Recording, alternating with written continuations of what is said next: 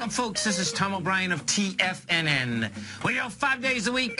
We go 10 hours a day. We go 24 hours a day on the internet at TFNN.com. Always remember, folks, whatever you think about, you bring about. Whatever you focus on grows. Hope everyone's having a great day, safe day. Let's make it a great night, folks. Market-wise, let's take a look at it out here. We get the Dow flat. Nasdaq's off 10. S&Ps are off $1.50. Gold contract up $27, trading at $1,170 an ounce. Silver up 26 cents at $15.68 an ounce. Platinum up 20 bucks at $1,214 an ounce. Copper up a penny at $3.03 a pound. Light sweet crude up 69 cents at $78.60 a barrel. Bonds. Now check this out, folks. This is going to get really intriguing here. You get the 10-year up 19 ticks at 126.21. That's after rejecting lower price on a continual basis. The 30-year up a full point at 141.22. Both of those are going to make the run for their October 15th swing high, and that number is way, way higher. King dollar down 454 ticks at 87.68. Now, King dollar today, we talk about volatility in the markets, in the currency markets, in spades. King dollar has had a price spread out here from negative to positive, back to negative, of over 1,100 ticks. Euro up 36, 73 ticks at 124.48. The yen down 74 at 114.47. Our phone number is 877-927-6648. It was called, folks. Wonder what's going on in your world. In the world of the S&Ps, let's take a look at them. What do you have? Okay. Another high. We're at 2030. The high today was 2034. That's on the daily. On the weekly, what you have, it looks like we're going to finish the week at another high. We go to the SPY. We take a look at the correlation inside the SPY. The SPY right now is trading at 103.13. Really light volume. That's on the daily. On the weekly, that also looks like it's going to close at a closing. It's definitely going to close at a closing high. We're at 203.10. I expect a flat market coming into the close. Bottom line, that means that you can go higher. We can test the highs once again. Dow Industrials. We take a look at the Dow Industrials, and what the Dow has done is, the Dow is the only indice that actually has pulled away from the highs that would, the consolidation highs that the Dow and the S&Ps and the Nasdaq had been in from July 16th going all the way over to basically the end of last week, which is the October 30th level. Dow, flat market out here, down 7, flat. That's on the daily. On the weekly, what you have, though, you get a higher high.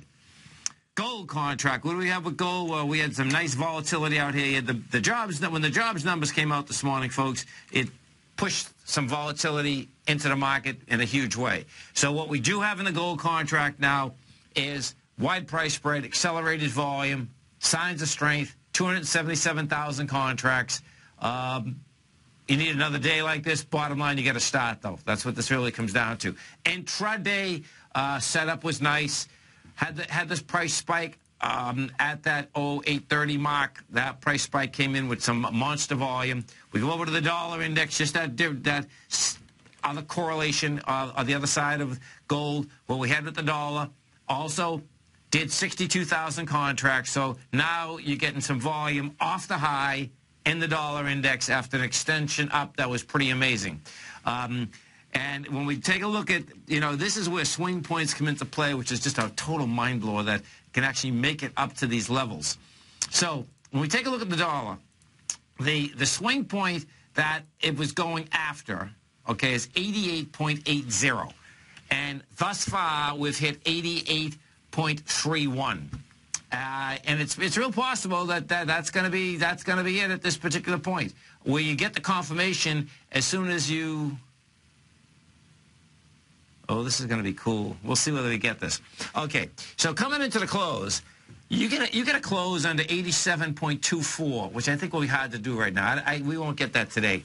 That'd be the confirmation that the dollar's going to back off. It looks to me like, yeah, we're going to back off. Now, the first back off on the dollar, a normal back off, and something that wants to go higher, would bring you down to about the 83.67 mark. So that's 3 full points. That's a big number, folks. That, no doubt, is a big number.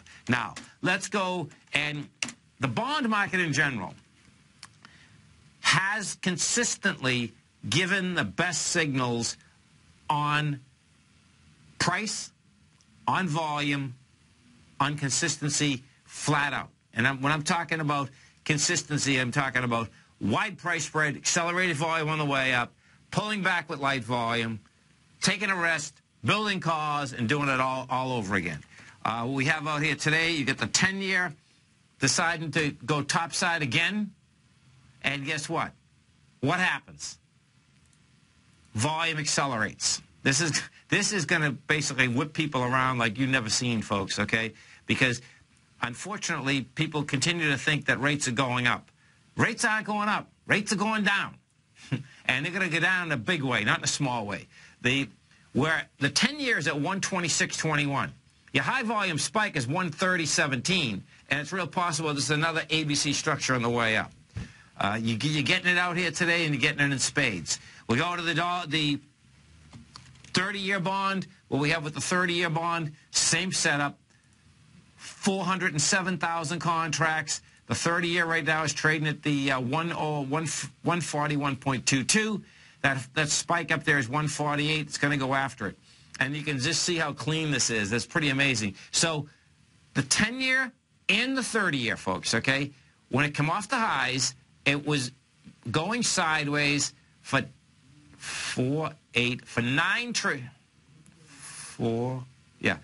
trading days, rejecting lower price, but what it was also doing is just coming into its days of strength. Every single day it had lighter volume. What happens when it takes off? You get an expansion of volume. That's a market that wants higher price.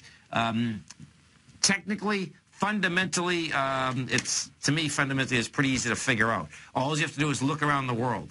Stop believing the propaganda that rates have to go up because the QE is not on. Just look around the world, folks, okay? People are lending money to France at 1.1%, at Germany at 0.8%. Spain, who is broke, they're lending money at 2.1%, okay? Portugal, who's broke, 3.2%. We're at 2.3%.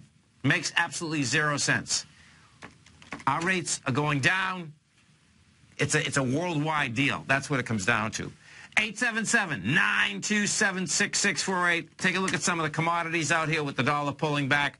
You have gold is the biggest mover. That's up 2.4%. Silver second, 1.96. Now, what's intriguing about that, silver is still not getting the juice that gold is getting. And you should be, that should just be the opposite. Silver should be much stronger than gold. It's not, and that's saying to me, gold is basically putting in a nice bottom here, and there's a lot of folks that got caught on the wrong side of that gold move. If you're listening to Daryl on my show this morning at 10 o'clock, you can see how we were coming up first into a swing point, and we're coming in blasting with volume. And what happens in the gold market, folks, Friday is the day that they can kill the market.